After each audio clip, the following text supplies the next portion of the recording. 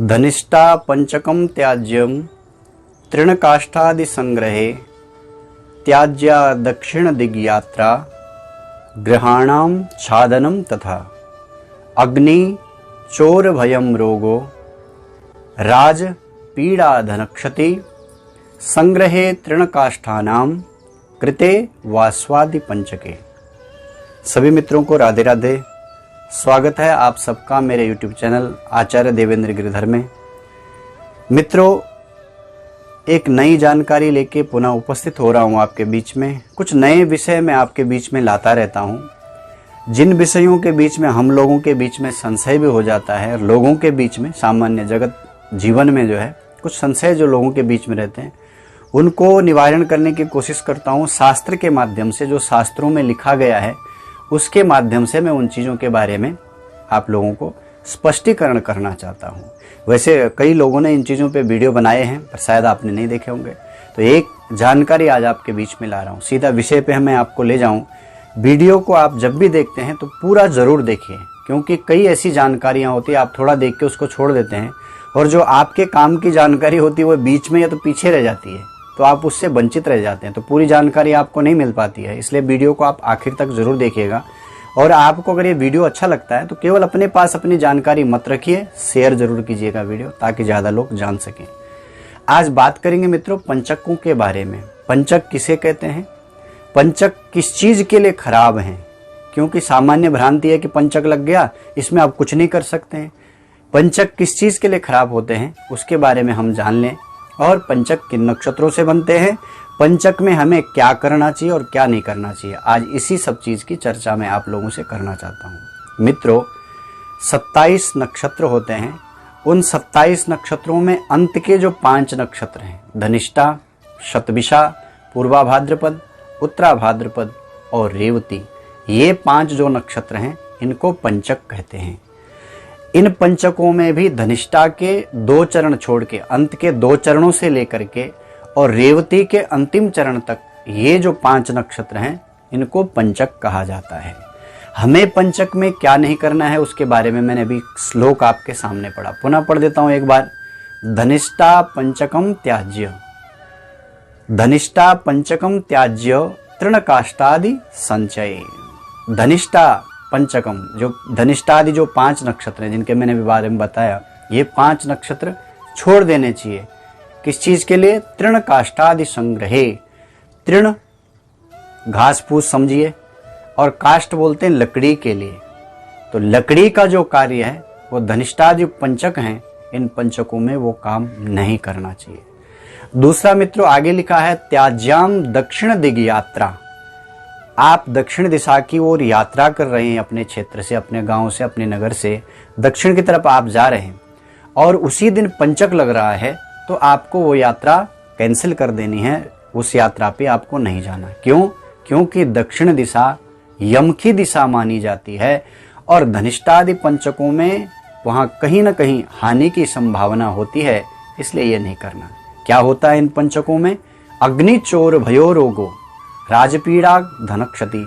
इन नक्षत्रों में अगर हम ये कार्य करें, कौन से? लकड़ी के संचय इत्यादि कार्य करें, घर का छादन इत्यादि का कार्य करें, तो उस घर में रोग की संभावना रहती है, चोर का भय उस घर में रहता है, अग्नि आग लगने का खतरा उस घर में होता है, या राज पीड़ा आपको हो सकती है।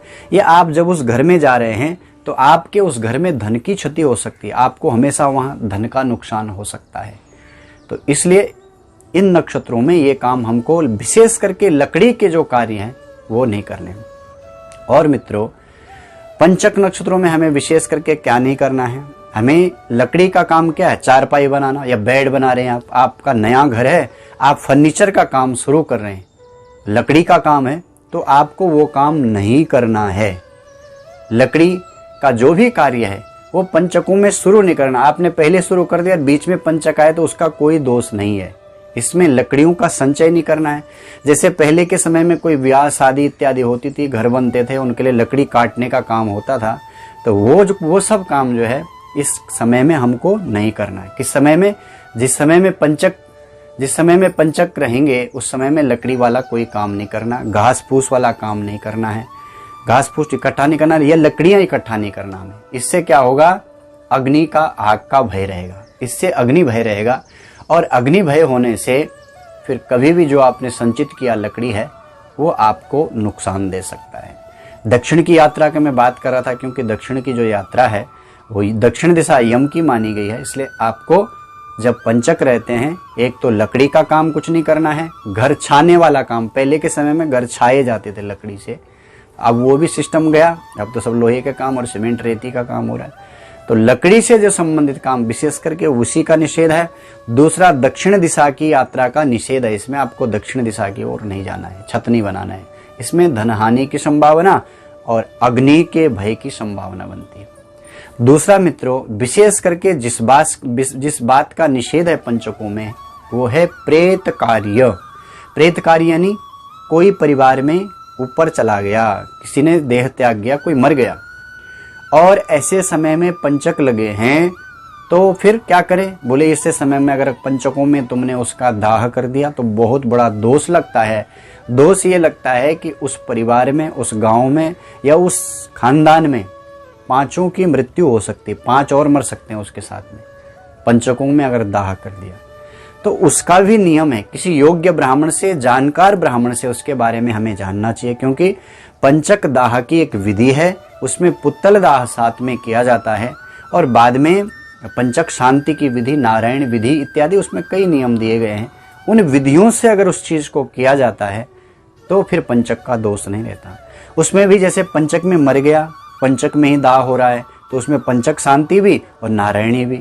या फिर पंचक में मर गया और बाद में पंचक नहीं, तो उसमें केवल पंचक शांति।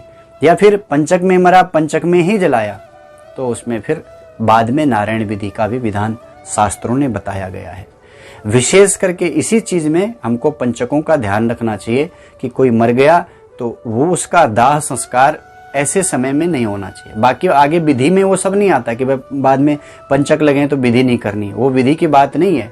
केवल उसी समय जब मर गया आदमी और उसके बाद जो विधि की जाती दाह इत्यादि की, तो उस विधि को किसी विद्वान ब्राह्मण से जान करके और फिर पुत्तल दाह करके आप उस विधि को करेंगे तो फिर उसमें भी उसका दोष नहीं लगता। ये जो 5 नक्षत्र हैं, धनिष्ठा नक्षत्र में आप अगर करेंगे ये लकड़ी का काम या कोई भी काम, तो उसमें लकड़ी का संबंधित काम यही काम है इसमें। और यह तृण संचय, घास फूस इकट्ठा करना, तो उसमें आग लगने का खतरा रहता है। सतविषा में करेंगे तो वाद विवाद होने का खतरा रहेगा।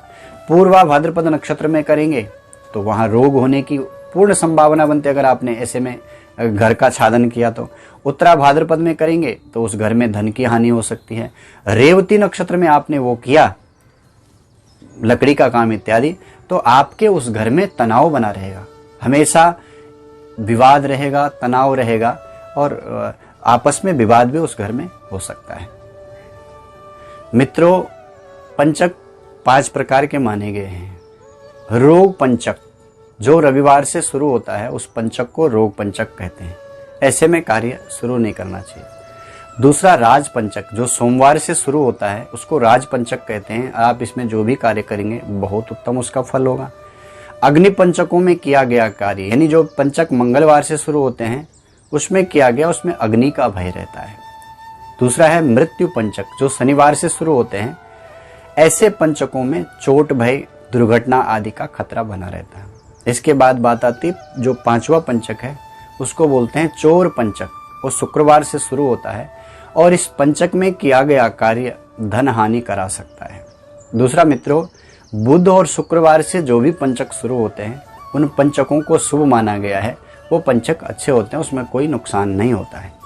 तो विशेष करके पंचकों में हमें क्या नहीं करना है, एक लकड़ी का संग्रह, लकड़ी का घर में काम कराना, घर को छाना, छत बनाना, तृण काष्ठादि का संग्रह, ये नहीं करना है पहला काम।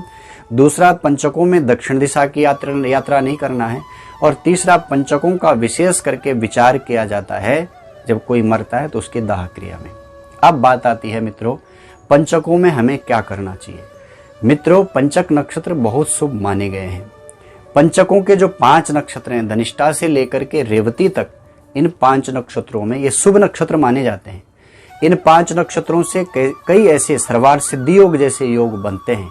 और इन 5 ये जो 5 नक्षत्र हैं ये शादी में भी आते हैं, गृह प्रवेश में ये नक्षत्र आते हैं। व्यापार के संबंधित आप कोई काम कर रहे हैं उसमें भी ये धनिष्ठा, रेवती इत्यादि नक्षत्र आते हैं। उत्तरा भाद्रपद, पूर्वा भाद्रपद, ये दोनों शुभ, ये सभी नक्षत्र शुभ हैं और बहुत अच्छे माने जाते हैं। पंचक में आप गृह प्रवेश कर सकते हैं। कई लोग बोलते हैं पंचक लगे हैं, कैसे गृह प्रवेश का दिन दे दे। अरे पहले जानो तो सही उसके बारे में पूरा। पंचकों का निषेध कहाँ है? पंचकों में आप गृह प्रवेश कर सकते हैं, पंचकों में आप वास्तु शांति कर सकते हैं, पंचकों में आप ग्रह शांति कर सकते हैं, पंचकों में आप गाड़ी खरीद सकते हैं, पंचकों में आप शादी कर सकते हैं, पंचकों में ब्याह शादी संस्कार होते हैं। पंचक नक्षत्र वैसे भी बहुत शुभ माने गए। धार्मिक कार्य जो है पंचक नक्षत्रों में किया जाते हैं। व्यापार वृद्धि का कोई कार्य वो पंचक नक्षत्रों में शुभ माना गया है। और ये पांचों नक्षत्र बहुत शुभ हैं, इनमें बहुत अच्छे अच्छे काम आप कर सकते हैं। इसमें निषेध केवल 2-3 चीज़ों का है, वो आपको मैंने निवेदन कर दिया। तो पंचक नक्षत्र हमारे लिए खराब नहीं होते हैं, ये सभी नक्षत्र शुभ हैं। शुभ कार्यों में ये नक्षत्र लिए जाते हैं। आप भी इस जानकारी को पहले खुद अच्छे से सुनिए, समझिएगा, उसके बाद इसको शेयर कीजिएगा, ताकि ये पंचक का जो भ्रम हम सब के बीच में है ये दूर होना चाहिए। नहीं तो लोग बोलते हैं पंचक लगा कुछ भी नहीं कर सकते। शायद जानकारी आपको अच्छी लगी होगी। अच्छी लगे तो पुनः कहूँगा एक बार शेयर जरूर कीजिएगा इस वीडियो को, ताकि अधिक से अधिक लोग इस जानकारी को जान सकें। आप सबको राधे राधे।